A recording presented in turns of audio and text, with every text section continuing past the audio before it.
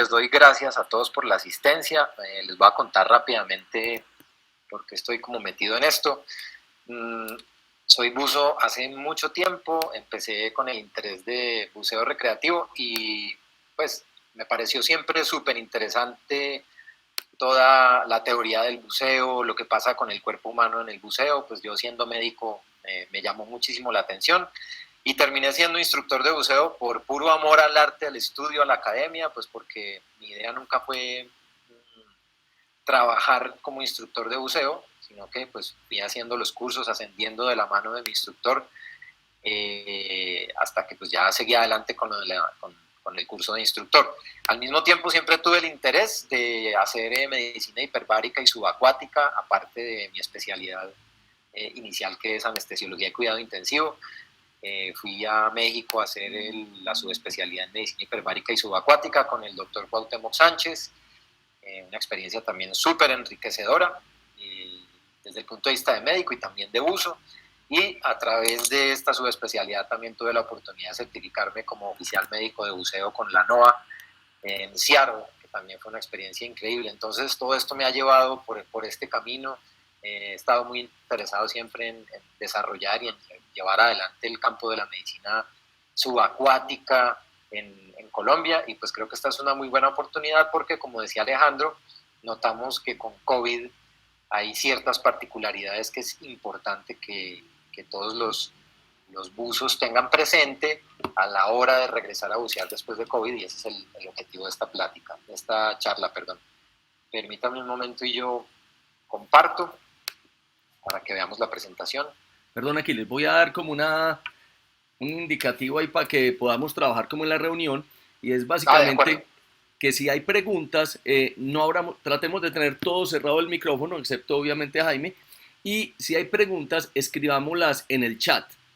Y yo me encargo de luego desatrasarte las preguntas a Jaime cuando se abra el espacio. ¿Les parece bien? Listos, entendido. Bueno, ahí está viéndose la presentación, Alejo. Perfecto. Listos, bueno. Entonces, vamos adelante. Bucear después de COVID. Primero les voy a hacer una introducción hablando de COVID, todas las generalidades relacionadas con COVID que yo quiero que ustedes conecten luego con el buceo, porque ahí hay unos puntos muy importantes que son los que más alertan acerca de la importancia de este tema. Como ustedes ya saben, estamos en pandemia, el COVID es un virus que se transmite principalmente por vía respiratoria, ha generado una gran cantidad de casos a lo largo de todo el mundo. Muchos de estos casos, la mayoría afortunadamente son leves, pero hay otros cuya proporción les mostraré más adelante que terminan hospitalizados, y una proporción aún menor termina en cuidados intensivos, pero esta es una enfermedad bastante severa que produce muchos daños en todo el organismo. Como pueden ver aquí, más o menos hasta el 80-81% son casos leves, en algunas estadísticas hablan incluso de 85% son casos leves. Leves quiere decir que tienen síntomas, la sintomatología que vamos a describir en un momento, pero pasan su periodo de enfermedad y convalecencia en casa y regresan a la actividad. Ya hay unos casos más severos que terminan hospitalizados, que son alrededor de un 13-14%, y hasta un 5% tan severos que terminan hospitalizados en unidades de cuidados intensivos. Las fases de la infección por el SARS-CoV-2, que es el coronavirus que produce la enfermedad conocida como COVID-19, hay una fase aguda que dura hasta 2 semanas. Es una fase en la que el virus entró al organismo, empieza a invadir células, a reproducirse y genera todos esos síntomas que ya todos conocemos: fiebre, dolor de cabeza, síntomas respiratorios como tos, dolor de garganta, síntomas que muchas veces se pueden confundir con gripa, y también muchos síntomas digestivos en esos casos, náuseas, diarrea. Eso en ese momento pues se hace el diagnóstico, como ustedes han visto, con la PCR, y ya estamos usando antígeno también. Y ya luego viene una fase más tardía, de las siguientes 2 hasta las 4 semanas, y esa fase está caracterizada por la respuesta que el organismo tiene a toda esa invasión viral, que es una respuesta que se conoce como hiperinflamatoria, es una respuesta muy severa.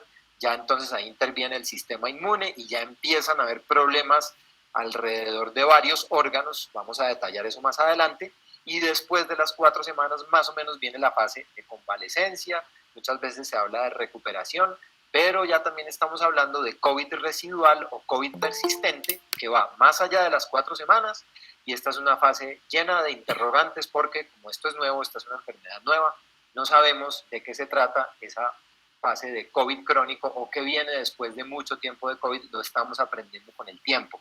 Mucha gente que tuvo COVID se recuperó, pero quedó con cosas como cansancio, fatiga, incluso trastornos psicológicos, trastornos visuales, los trastornos de gusto y olor no mejoran del todo. Esto entonces, ahí hay una cantidad de interrogantes que también son importantes con este tema de bucear después de COVID. Si ustedes ven aquí en estas dos gráficas, la de arriba habla del COVID leve, que es como les decía, el que es más frecuente, afortunadamente, y el COVID severo abajo. Entonces vean ustedes cómo esas curvas se van alargando. La curvita azul habla de la fase inflamatoria. La fase inflamatoria en el COVID leve tiene un pico como hacia el 10º día, pero ya después empieza a descender y hacia la 3ª semana ya la fase inflamatoria bajó. Sin embargo, cuando hacemos un COVID severo, ya terminamos hospitalizados, pero ojo que el hecho de que un paciente que haya tenido COVID no estuvo hospitalizado no necesariamente quiere decir que fue un COVID leve. Puede ser que haya tenido criterios de severidad, pero nunca se detectaron y se pasó ese periodo en la casa. Dense cuenta que más allá de las 3 semanas todavía pueden haber signos de inflamación, hiperinflamación que se mantiene hacia adelante, y eso produce un impacto sobre los órganos que es importante a considerar cuando vamos a regresar a bucear. El virus ingresa al organismo y se mete a las células que ataca gracias a unos receptores que hay en la superficie de esas células. El virus entonces tiene unas proteínas en su superficie que se pegan o se unen a esos receptores, invaden la célula y empiezan el proceso de replicación viral, se llama, o sea, se meten a la célula, usan las maquinarias de la célula para reproducirse, el virus se reproduce dentro de la célula, se reproduce en tal cantidad que termina destruyéndola, la célula se rompe y libera las partículas virales y siguen invadiendo las demás células así. El principal receptor que se identificó, que es el que permite el ingreso del SARS coronavirus 2 a las células, es ese ACE2 que ustedes ven ahí, que es el receptor para la enzima convertidora de angiotensina 2.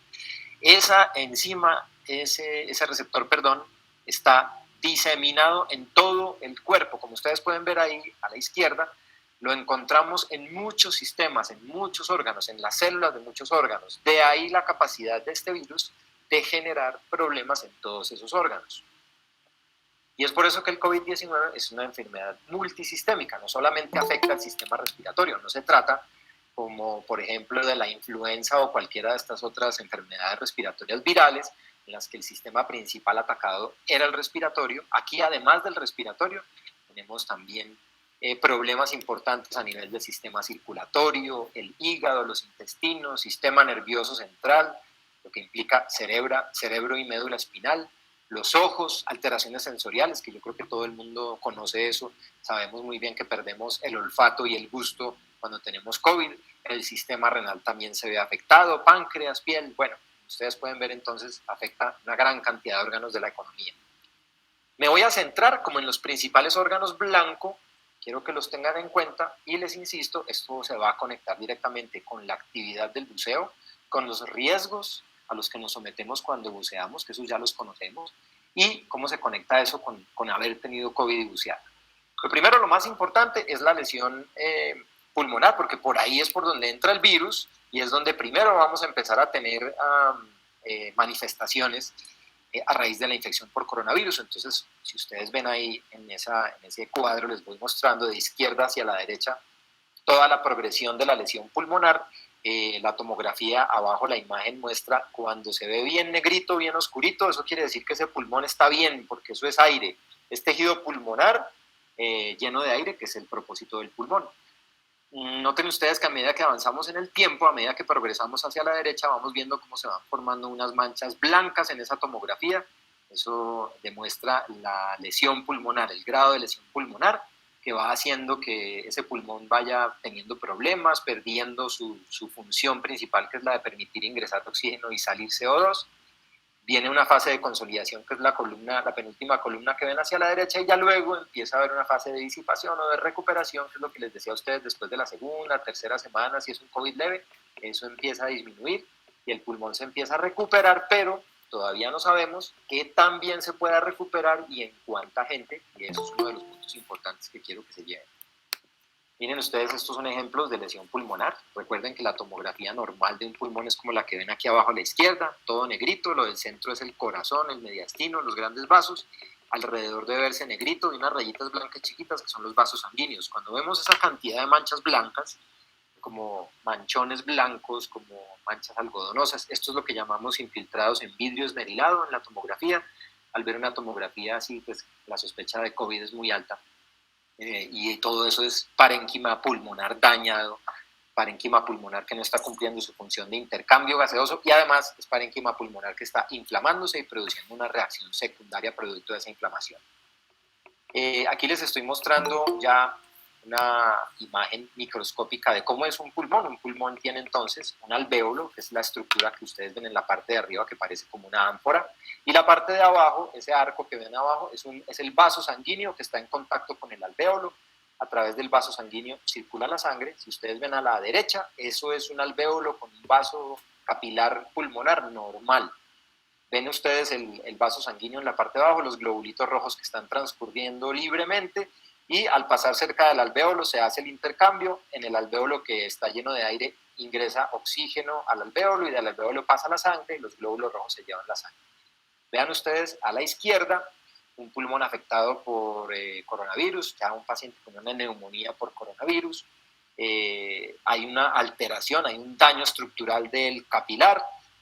Las células que componen ese capilar, ese vaso sanguíneo, las células internas se llaman células endoteliales. Esas células están hinchadas, empiezan a separarse, esa separación hace que se fugue el líquido del plasma y empiece a inundar la zona alrededor del alvéolo. Eso altera el intercambio gaseoso. Igualmente dentro del alvéolo, producto de la invasión del virus por esos receptores que les conté yo de la enzima convertidora de angiotensina 2, esa invasión celular y ese daño celular produce inflamación. Los alvéolos entonces se inundan de más líquido, líquido que se está fugando de los vasos, más el líquido producto del daño de las células al interior del alvéolo, de los neumocitos, y todo ese daño produce una respuesta del sistema inmune. Entonces nuestro sistema inmune manda para allá glóbulos blancos. Los glóbulos blancos tienen diferentes tipos de células especializadas y empiezan a atacar ese virus, y lo que se produce ahí es una gran respuesta inflamatoria que produce un daño secundario al daño primario del virus. Como consecuencia, la función pulmonar se ve deteriorada. Miren aquí arriba una radiografía. La radiografía arriba a la izquierda muestra una placa de un paciente con coronavirus en una fase leve inicial, pero si progresa hacia una fase severa, ustedes van a ver ya una radiografía como la que ven a la derecha de esa, que es ya pues, llena de manchas blancas, producto de toda esa inundación que les acabo de mostrar, de toda esa inflamación. Abajo es una tomografía que está mostrando lo mismo. Ahí están las fases clínicas. Entonces tenemos una infección temprana, el virus empieza a reproducir dentro de todo el organismo, tenemos los primeros síntomas, ya después viene entonces el compromiso de los órganos blancos, y en los órganos blancos principalmente estamos hablando ahora del pulmón. Vamos a ver ahora cuáles otros órganos y qué otras cosas se afectan. Otro problema que se presenta a nivel pulmonar en los vasos sanguíneos, además del daño que les acabo de mostrar sobre el endotelio, sobre las células que componen los vasos sanguíneos, es un problema de hipercoagulabilidad de la sangre que transcurre a lo largo de esos vasos pulmonares. Se forman trombos, se forman coágulos, la sangre se coagula dentro de esos vasos y empieza a obstruir la circulación pulmonar. Entonces la sangre que debería pasar a través de los pulmones para poderse oxigenar empieza a formar coágulos, y eso pues también va a producir un daño directo, porque como pueden ver ustedes aquí, se van a obstruir esos vasos sanguíneos, van a haber zonas del pulmón entonces que se van a ver dañadas debido a esa obstrucción, y esto además va a producir una sobrecarga al corazón, porque el corazón está conectado directamente con los pulmones. El corazón, en la medida en la que va latiendo y bombeando la sangre, esa sangre se dirige hacia los pulmones para obtener oxígeno, regresa al corazón y el corazón bombea la sangre hacia el resto del organismo. Esa obstrucción a nivel de la circulación pulmonar, producto de esa tromboembolia pulmonar, va a generar también un impacto sobre el corazón. Esto lo produce el coronavirus también. Una gran cantidad de pacientes con infección por coronavirus terminan haciendo eventos tromboembólicos, se llama eso, coágulos que se forman no solo en la circulación pulmonar, sino también, por ejemplo, en la circulación venosa de las piernas o de la pelvis. Esa lesión pulmonar producto del COVID es una tormenta perfecta porque genera lo que les había mostrado hace un rato, ese SDRA, es síndrome de dificultad respiratoria agudo, en el que se inundan los alvéolos de líquido inflamatorio, se daña el capilar que hace contacto con el alvéolo y además se coagula la sangre dentro de esos mismos vasos, la tromboembolia pulmonar. Entonces, es un daño que ataca a la función pulmonar por todos los frentes. Por eso es que algunos de estos pacientes terminan en cuidados intensivos, intubados, con grandes problemas de oxigenación y grandes problemas inflamatorios, y no solo pulmonares, sino también cardíacos.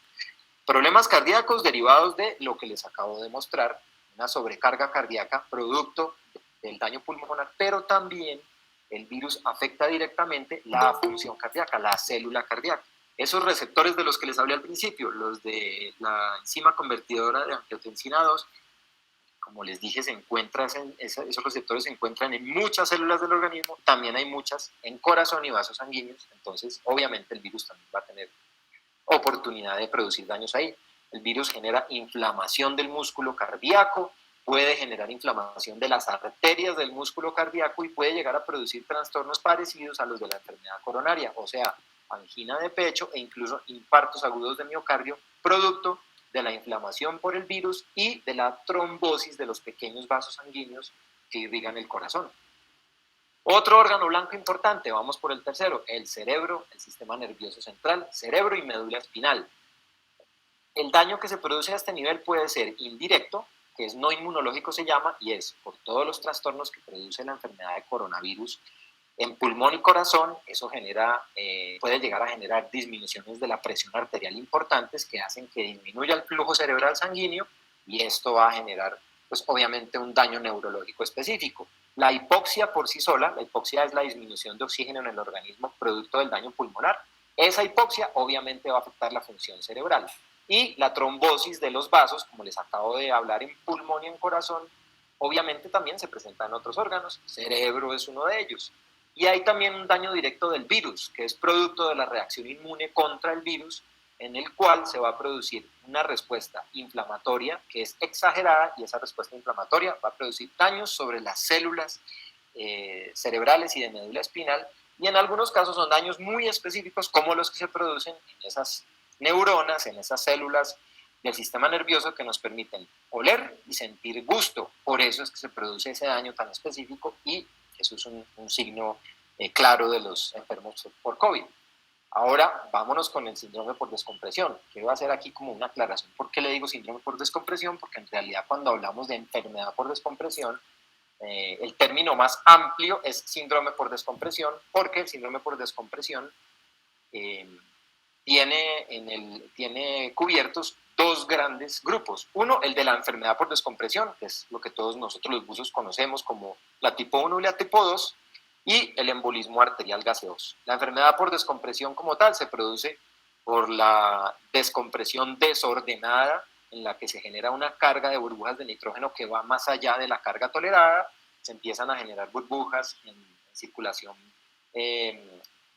venosa, en tejidos, en articulaciones, y eso es lo que produce esos signos y síntomas que conocemos de la tipo 1 y de la tipo 2, pero también por sobreexpansión se puede producir ruptura alveolar y se genera un embolismo arterial gaseoso. Allá en los alvéolos que se rompen pasan burbujas de nitrógeno hacia la sangre directamente, y esas burbujas van a producir una lesión, generalmente lesión neurológica importante, aunque también pueden producir un colapso cardiovascular importante. Váyanse dando cuenta entonces ustedes que tenemos ahí órganos comprometidos en común con COVID. Ahí está la enfermedad por descompresión, la tipo 1, que son los típicos BENS y las manifestaciones en piel, y la tipo 2, que ya es más seria, con manifestaciones cardiovasculares, por esa gran cantidad de burbujas que se están acumulando en el sistema venoso, que sobrecargan la circulación pulmonar. Son pacientes que tienen dolores retroesternales, asfixia, etcétera, y las manifestaciones neurológicas que conocemos. La enfermedad por descompresión, recuerden ustedes, es producto de esa formación de burbujas, pero vale la pena aquí aclarar y recordar, y para los que no saben, que lo sepan hoy, todos los buzos tienen burbujas en su circulación una vez que salen del agua. Hay varios estudios ya que ha hecho el DAN, y no solamente el DAN, sino que también han hecho en otras partes, en los que se ha hecho Doppler en buzos recién salidos del agua, que han hecho perfiles adecuados, que no han violado ninguna regla en esa inmersión, han tenido un ascenso a la velocidad adecuada, no están sobresaturados, salen de ese buceo bajo condiciones perfectas, les hacen un Doppler, como ustedes pueden ver ahí en la foto de arriba a la derecha. Un Doppler es un eco en el que se puede ver a través del tórax con ultrasonido. La figura que ustedes ven arriba a la izquierda es la figura como se ve el corazón en un ecocardiograma, y eso que ven ustedes ahí a la izquierda de esa figura, ese es el lado derecho del corazón, se ve invertido porque la imagen del eco lo muestra así. Ese es el lado derecho del corazón, y los punticos blancos que ven son burbujas en circulación venosa. Siempre se van a formar burbujas en circulación venosa cuando salimos del agua después de un buceo. Eso es la manera normal como el nitrógeno se empieza a eliminar, y esas burbujas pasan del corazón hacia los pulmones, se filtran en los alvéolos y no producen ningún problema. El problema viene, la enfermedad por descompresión viene cuando se sobrepasa esa capacidad pulmonar de filtrar burbujas y cuando se sobrepasa esa cantidad de burbujas que se han de formar ahí. Y ya entonces vemos que se pueden producir problemas como lo que ustedes ven en las fotos de abajo, cutis marmorata, trastornos dermatológicos producto de alteraciones microvasculares abajo de la piel, y la tomografía que ven a la derecha es ese mismo uso que tuvo esa cutis marmorata, tiene burbujas a nivel de la circulación portal en hígado, y eso no fue producto de un embolismo arterial gaseoso, sino producto de esas burbujas en circulación venosa.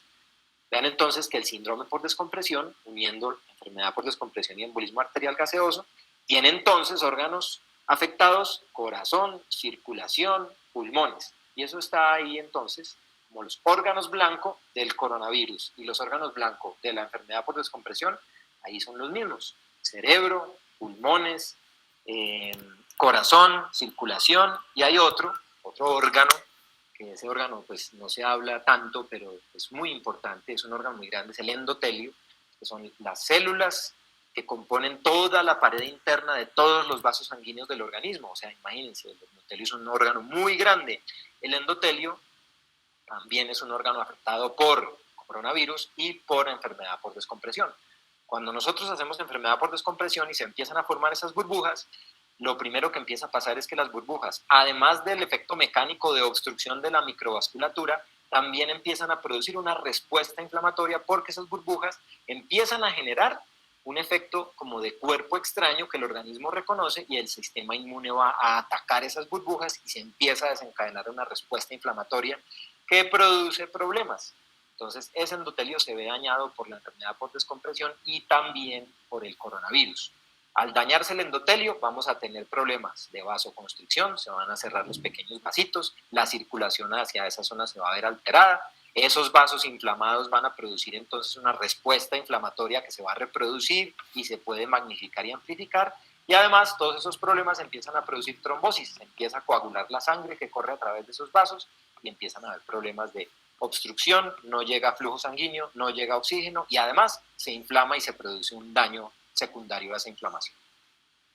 Cuando hablamos de buceo después de COVID o buceo en pandemia, entonces estamos hablando mucho de qué hacer en las operaciones de buceo, qué hacemos con las personas cuando estamos regresando a bucear después de la pandemia, que se empezó a activar todo otra vez. Entonces hablamos del formato de autoevaluación, mantener la sana distancia, hablamos de desinfectar equipo, todas las técnicas para hacerlo, evitar compartir equipo, cuál es el plan para el body breathing en caso de que lo necesitemos. Entonces pues ya no es tan fácil compartir de un solo regulador. En fin, hablamos de todo eso. Ahí está el formato de autoevaluación, que es muy importante además para detectar quiénes de los que vienen a bucear por primera vez o quiénes de los que regresan a bucear han tenido COVID previamente. Pero aquí, antes de hablar de eso, es importante que al regresar a bucear, primero entendamos de qué tipo de buceo estamos hablando. Obviamente, si estamos hablando de buceo profesional, como los buzos militares, los buzos comerciales, los buzos científicos, y de hecho también los instructores de buceo, como muchos de los que están oyéndome en este momento, los instructores de buceo son profesionales. con este grupo de buzos tenemos que ser muy estrictos a la hora de regresar a bucear después de COVID, porque las implicaciones de todos estos órganos blancos que les acabo de hablar y de todas las lesiones que hay son muy importantes. Algún daño residual que quede en alguno de estos órganos, para el caso de usos militares y comerciales, por ejemplo, puede significar no volver a bucear. Para un instructor de buceo esto no es tan evidente, porque muchos instructores de buceo pues no tenemos una institución que esté todo el tiempo controlando nuestro estado de salud y determinando si tenemos o no una buena aptitud para bucear, cosa diferente a lo que sucede en el ámbito militar o comercial. Y esto obviamente va también ligado con el buzo recreativo, del que definitivamente sí dependemos de su capacidad de tener la información necesaria para que tenga una evaluación adecuada.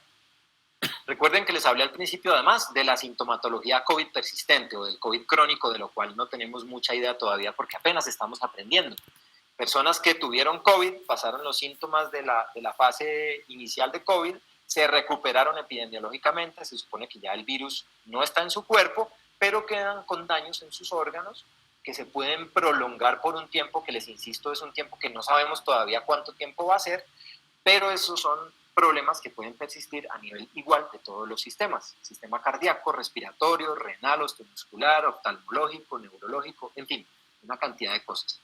Les insisto, no sabemos muy bien, eso todavía es un interrogante, cómo se va a resolver esto del COVID crónico, cuánto puede durar, el porcentaje de personas que va a sufrir de COVID crónico, cuánto va a ser. Yo supongo que muchos de ustedes habrán oído personas que han tenido COVID, que se recuperan y dicen que después no pueden hacer el mismo ejercicio de antes, se sienten fatigados, en fin, hay una cantidad de cosas ahí alrededor de este COVID persistente. Respecto a esto, hay otras infecciones respiratorias por coronavirus, que son primos del COVID, del SARS-CoV-2, que ya hemos sufrido en la humanidad como pandemias, aunque no fueron tan severas, tan extensas, tan expandidas como esta del COVID, pero que igualmente eran producidas por coronavirus. Aquí les pongo dos que son como las más recientes y las más conocidas: la del MERS, que es el síndrome respiratorio del Medio Oriente, y el SARS, el famoso SARS, que es como el primo más cercano del SARS-CoV-2. Con estas dos epidemias, que pues fueron hace varios años, la del 2013 y 2012, sí hay más idea de qué pasa a largo plazo.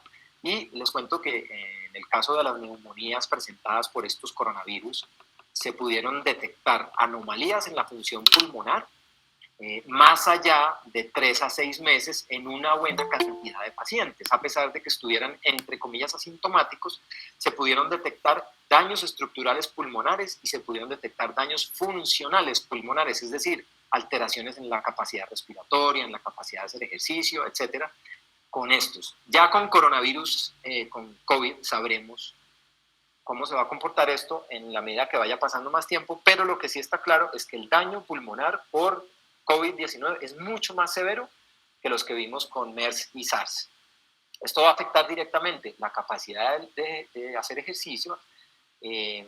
Esto va a aumentar el riesgo de barotrauma, porque si tenemos lesiones estructurales pulmonares que persisten en el tiempo, que persisten a lo largo de los meses, más allá de los 3 meses de los que ya supuestamente yo puedo regresar a bucear, vamos a tener entonces un riesgo aumentado de barotrauma. E igualmente, si hay alteraciones que persisten a nivel de los vasos pulmonares, como ya les mostré que pasa, esto también me va a producir entonces un mayor riesgo de que, si yo tengo lesión endotelial que se ha producido y que se persiste en el tiempo, y luego yo me someto a una carga aumentada de nitrógeno y libero nitrógeno, que ustedes ya vieron como les mostré que en la mayoría de nosotros se producen burbujas, sobre un endotelio dañado, yo puedo tener una mayor predisposición a hacer enfermedad por descompresión, nada más por esto.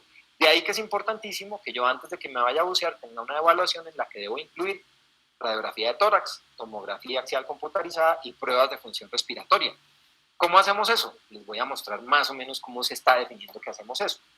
Cuando yo hablo de bucear después de COVID, la primera pregunta que viene es: ¿cuándo puedo bucear? Lo primero es que el candidato que me esté haciendo esa pregunta ha de ser una persona que tuvo COVID o que sospechamos que tuvo COVID, que esté en este momento asintomático y que me esté diciendo a mí, como instructor o como operador de buceo, que es capaz de hacer la misma actividad física que ha hecho siempre. O sea que aquí dependemos de inicio, de entrada, de la honestidad de la persona que quiere regresar a bucear o que quiere empezar a bucear. Porque puede ser alguien tuvo COVID y ahora, ya después de que volvió a ver la luz, dijo, quiero aprender a bucear. La primera pregunta es esa, ¿su capacidad física es la misma de siempre? Vale, tiene que llenar obviamente el formato de autorreporte que mostramos antes, donde se interroga específicamente si tuvo COVID o no, o si tuvo signos o síntomas compatibles con COVID, porque hay mucha gente que, si uno le pregunta, tuvo un cuadro clínico de coronavirus. Nunca se hizo la prueba por X o Y razón, pero si me dice, tuve tos, fiebre, cefalea, malestar general y dejé de oler y de sentir gusto. Ah, no, nunca me hice la prueba. Vale, esta persona tuvo COVID, sospechoso de COVID. ¿Qué hacemos entonces para regresar a bucear? ¿Cuánto tiempo? Si es una persona a la que le hicieron una prueba en un tamizaje y le dio positiva, pero estuvo asintomática completamente, y es una persona pues que obviamente dice que tiene una capacidad física normal, se supone que ya puede regresar a bucear después de un mes de esa prueba positiva. Recuerden que este es asintomático. Ahora, si es una persona confirmada COVID o sospechosa, altamente sospechosa, que estuvo sintomática, pero que no requirió hospitalización o no estuvo hospitalizada, entonces se dice que puede regresar a bucear 3 meses después de haber tenido COVID, no sin antes haber pasado obviamente por un examen de aptitud de buceo. Si se trata de un paciente que estuvo hospitalizado y con síntomas respiratorios, entonces regresará a bucear 3 meses después, no sin antes haber pasado por un examen de aptitud de buceo, en el cual haremos, entre otras, una prueba de esfuerzo, unas pruebas de función respiratoria y una tomografía. Les voy a mostrar exactamente cómo hacemos esto. En esta tabla ustedes ven las categorías de severidad del COVID. El candidato entonces tenemos que ponerlo en alguna de estas columnas. Recuerden que esta es una persona que ya está asintomática y está diciendo que tiene una capacidad física como la de antes, que no ha notado ningún deterioro. En la categoría 0 tenemos a la persona que no tiene historia de COVID, es decir, el buzo que me dice, no, yo no he tenido COVID, no he tenido síntomas, no me han hecho pruebas, no he tenido ninguna positiva. Entonces, con esta persona se hace lo de siempre.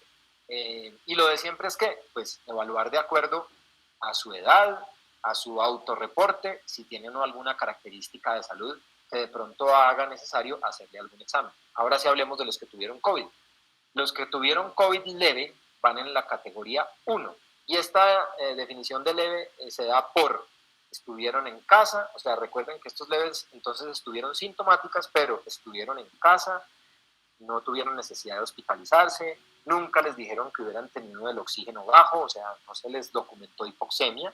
Recuerden que en esta pandemia muchas personas que tuvieron COVID leve los mandaron para la casa, nunca fueron hospitalizados, pero muchos de ellos les pusieron un pulso oxímetro y se pudo ver que sí tenían niveles de hipoxemia tolerables que se mantuvieron en casa. Sin embargo, estos son pacientes que no requirieron oxígeno suplementario y cuando les hicieron una radiografía de tórax fue normal o nunca les hicieron una.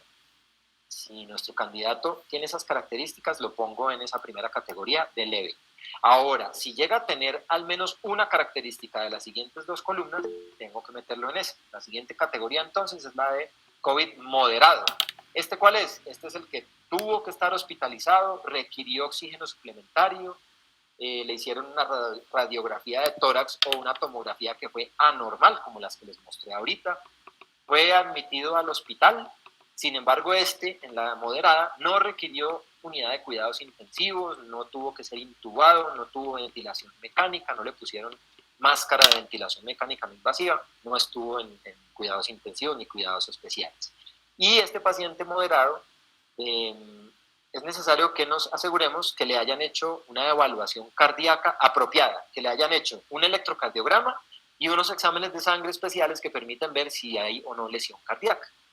Aquí es súper importante eso porque si tengo a alguien que pongo en la categoría 2, pero no tiene una evaluación cardíaca adecuada, tengo que mandarlo a la categoría 3, la de COVID severo. ¿Estos cuáles son? Los severos son los que terminaron en UCI, cuidados intensivos, ventilación mecánica, invasiva o no invasiva, con cánula de alto flujo, son aquellos que tuvieron daño cardíaco documentado por electrocardiograma o ecocardiograma o con esos marcadores sanguíneos que les cuento yo que nos hablan de que hay lesión cardíaca. Y también son estos pacientes severos en los que se demostraron complicaciones tromboembólicas, como la embolia pulmonar de la que les hablaba hace un rato, en la que se forman coágulos en la circulación pulmonar o en la circulación de las piernas. Esos son los severos. Entonces, si mi candidato está en alguna de estas columnas, aquí viene cuál es la recomendación para la evaluación.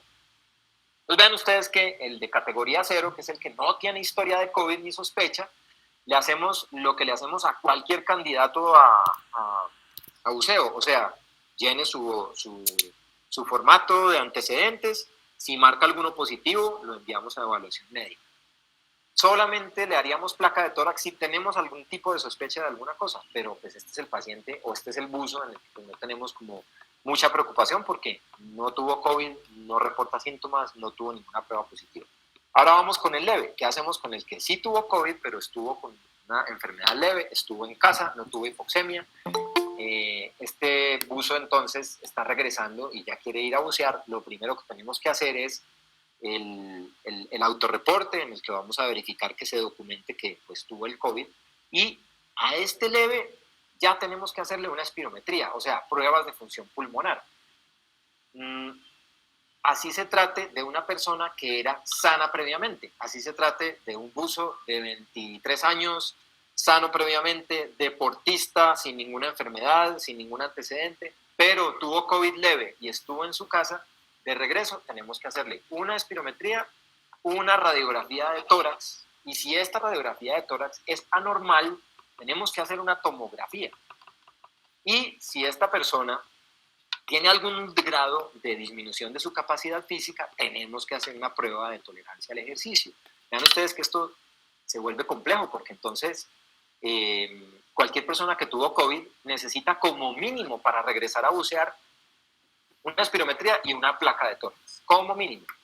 En muchas oportunidades tendremos que hacer también una tomografía e incluso una prueba de ejercicio.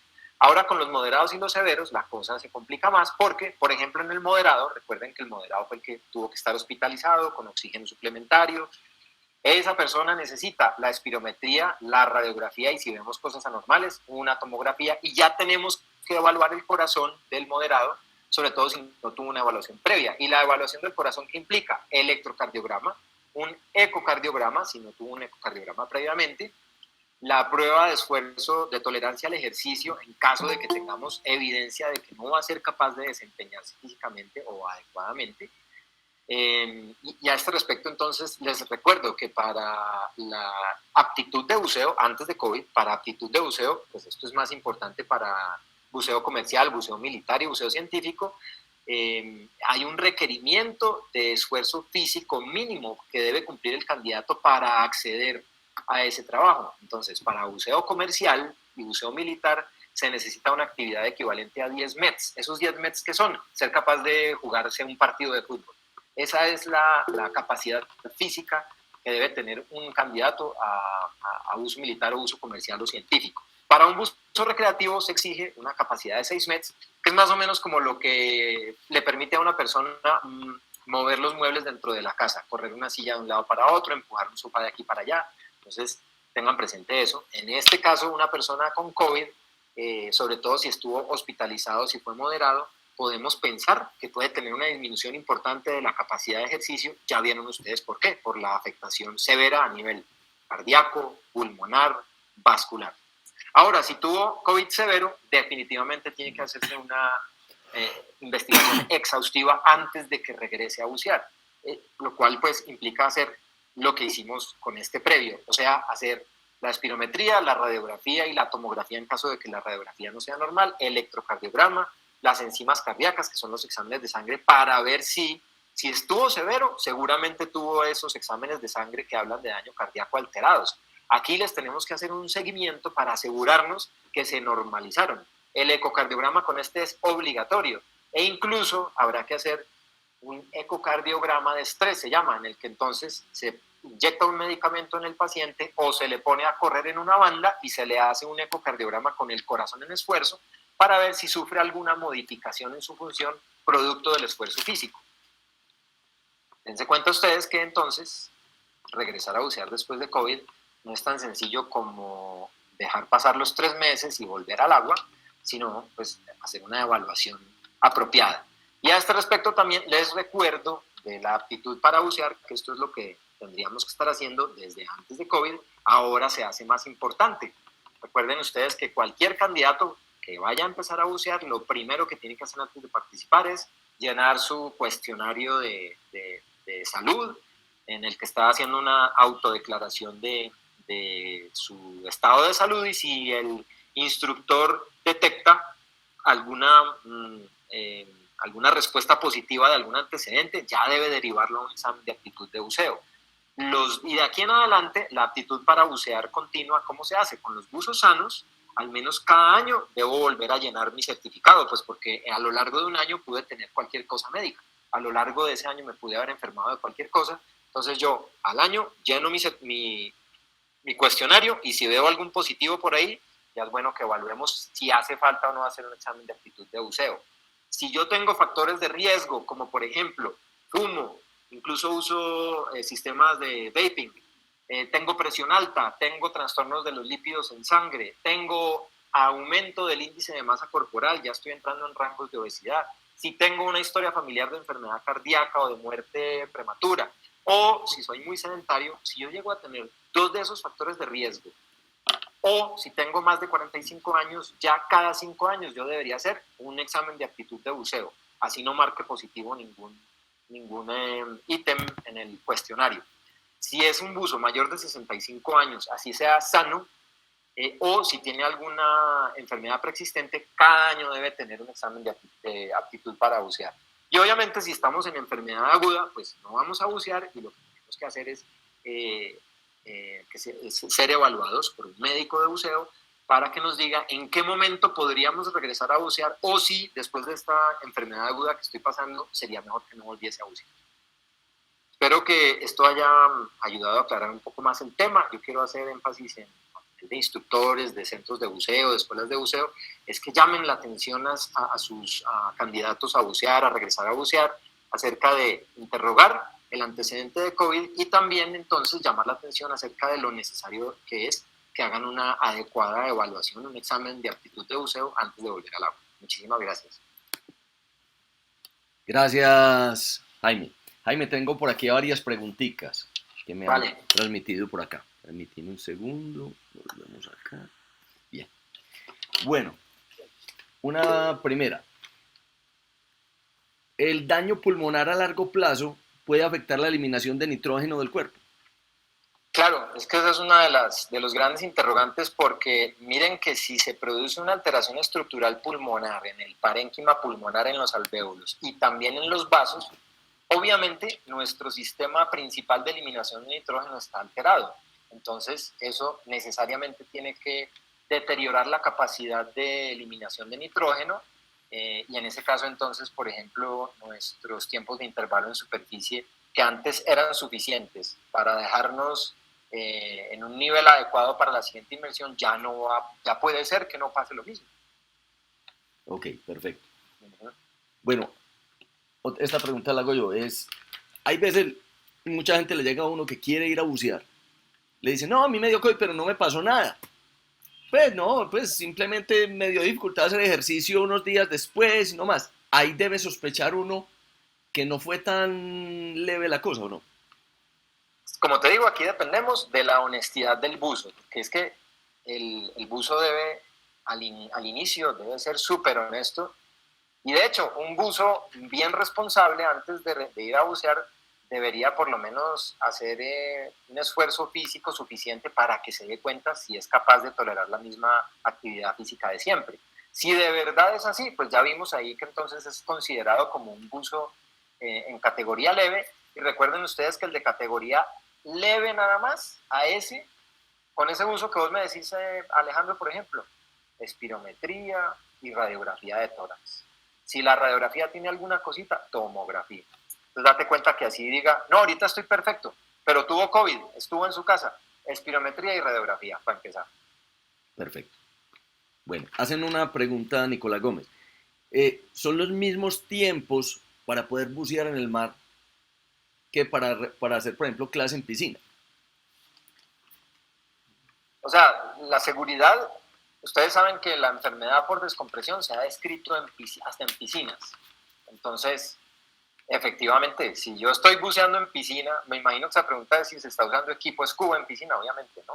Claro, porque la presión al fondo de una piscina puede que no sea tanto como a 10 metros en el mar, pero hay ingreso de nitrógeno al organismo y con lesiones pulmonares, vasculares y cardíacas, pues ya nos exponemos a un mayor riesgo. Perfecto.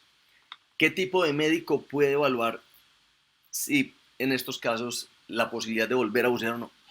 Esa es una buena pregunta, entonces, porque tenemos una escasez de médicos de buceo. No somos muchos. La idea mía de que hagamos esto es que difundamos más información, de que generemos más inquietud, que de pronto más gente se interese en el tema, porque hay muchos médicos que bucean.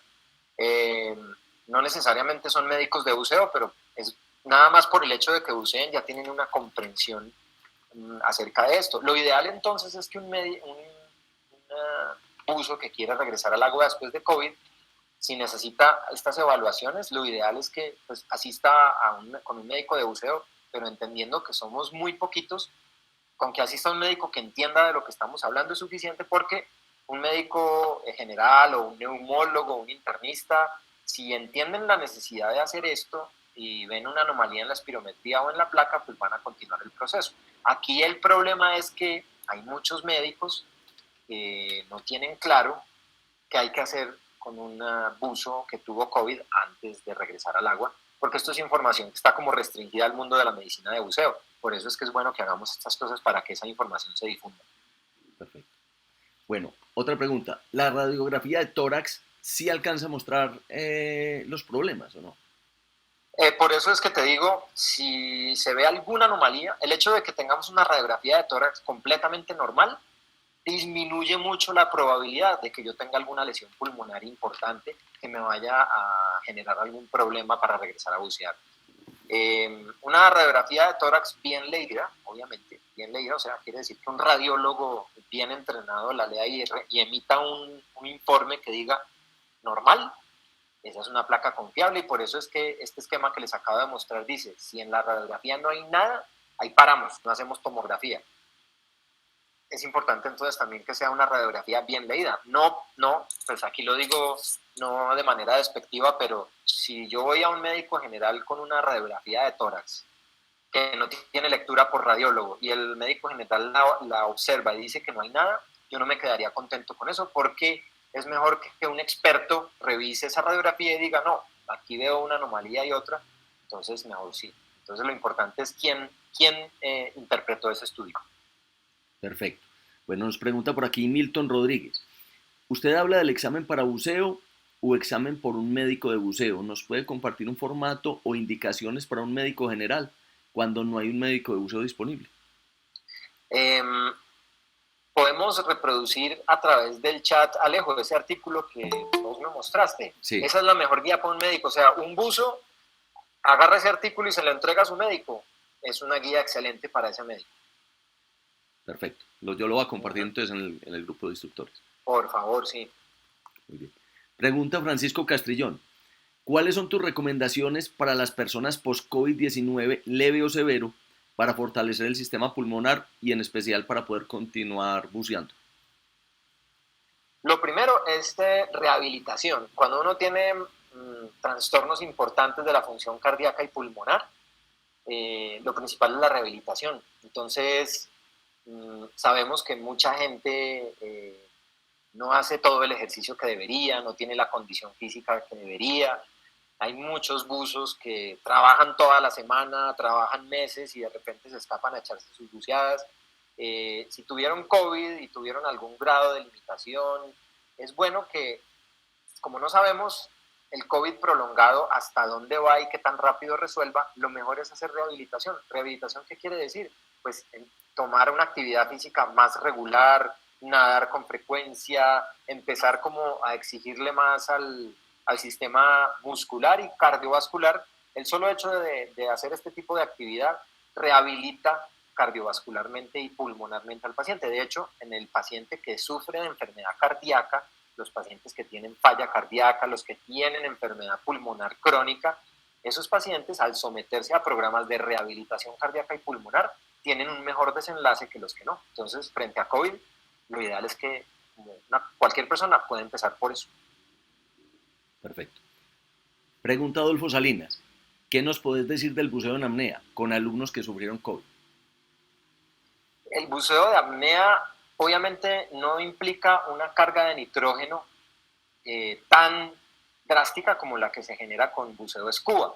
Sí se carga algo de nitrógeno y sobre todo si son apneas repetidas, porque el nitrógeno que queda en los alvéolos cuando uno desciende a profundidad se ve sometido a una mayor presión y algo de nitrógeno alcanza a entrar. Incluso también se han descrito eventos de enfermedad por descompresión en buzos de apnea, que son buzos de apnea a repetición, que son los pescadores.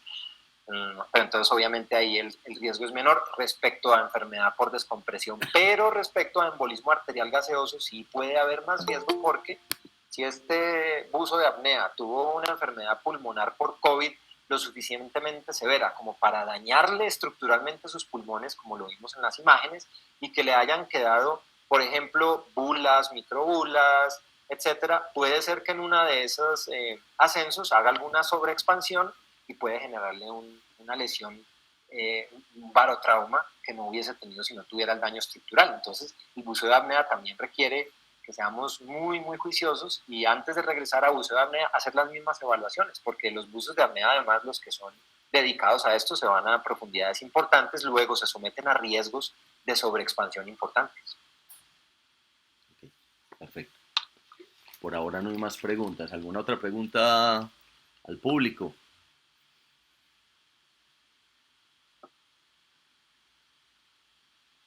Bueno, por aquí preguntan que si queda registrada la charla. Yo la dejé grabando, espero que haya quedado grabada. Ahorita chequeo. Bueno, escribe Alirio Gil. Los ejercicios respiratorios que practicamos en apnea ayudan al entreno para buzos scuba, sí. Sí, claro, ya sabemos muy bien que ese tipo de ejercicios de los buzos de apnea de hecho son muy buenos no solo para los buzos, sino para todo el mundo. Sería ideal que todo el mundo hiciera ese tipo de ejercicios de movimiento de diafragma, en fin, eso es bueno para todo el mundo y como les decía, para la rehabilitación pulmonar eso es excelente. Perfecto, perfecto. Muy bien, yo creo que ya no hay más preguntas, ya todos deben estar como ansiosos por irse para el partido. Con la camiseta puesta seguro. Jaime, primero, muchas gracias por tu tiempo, por enseñarnos un poquito más, porque realmente, como te decíamos al principio, pues nosotros somos instructores de buceo y no somos médicos, entonces para nosotros es difícil un poquito cuando nos llegan posibles alumnos que nos van a preguntar todo esto, pues yo creo que queda muy, muy, muy clarito todo lo que nos dijiste. Alejo, una sí. última cosa que casi olvido, menos mal me hiciste acordar. Aprovechemos esta reunión entonces para ponerme a disposición de todos ustedes. En Colombia yo soy médico referente de DAN, entonces podemos a través de esta reunión difundir mi contacto, Alejo. Bienvenidos todos los contactos que ustedes me quieran hacer respecto a cualquier inquietud, cualquier necesidad sobre medicina de buceo. Aquí estoy dispuesto.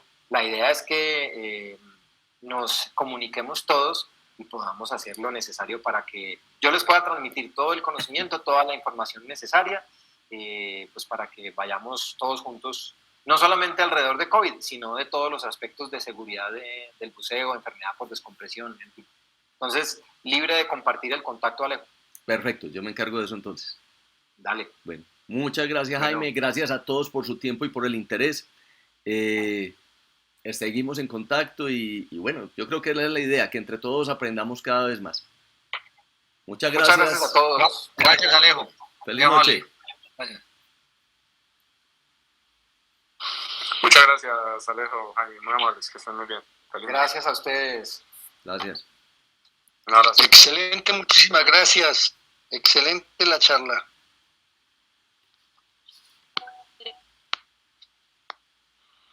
Muchas gracias. Vale, con muchísimo gusto. Alejo, Jaime, de verdad, muy agradecido. Es un aporte importantísimo para nosotros que somos unos apasionados de estos. Y pues, qué decirle a Alejo que es mi padre en el buceo, que pues para mí es lo máximo. Y gracias de verdad, nuevamente gracias Alejo por esta oportunidad. Gracias a vos, Pachito, por asistir.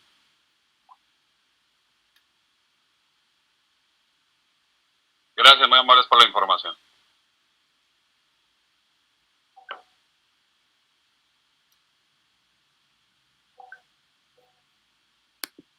Alejo, don Jaime, muchísimas gracias. Vale, con mucho gusto. Chao y muchas gracias. Feliz noche. Ánimo, Gloria. Que estés bien. Yo creo que la semana entrante ya nos podemos ver. Te voy a ir buscando. Vale, claro que sí. Chao. Alejo, Chao, mil gracias. Bye, chao.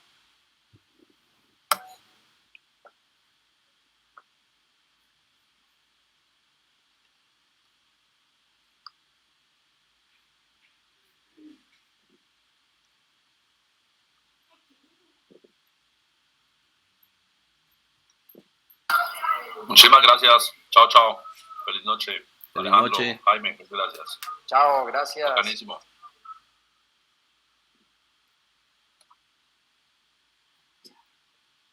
¿Quieres como te suena más el computador? Si se mueve el Matrix, se disminuyen los dedos. Sí, claro. Él vive aquí. Sí. Charlas tan buenas. Súper claro. En la mitad de esta camino me desgollado porque hubiera invitado a Alejandro y a Marcela. Se la gané. Bueno, y al médico que siempre llamamos de la casa. Jaime, yo creo que ya la gente ya está desconectada. Bueno, Hermanito, Alejo, gracias, qué bacán. Muchas gracias, hermano. Dale, gracias a vos en serio por organizarla, qué chévere. Jaime, pregunta. Sí. Si quedó bien grabada, ¿puedo subirla a YouTube? Sí, dale, claro, ¿Sí? obvio. Sí, adelante. Ven, hermano. Muy amable. Listo, Alejo, Gracias. suerte. Feliz cuídate. noche, cuídate. Chao, nos vemos. Un abrazo. O no muy olímpico, no.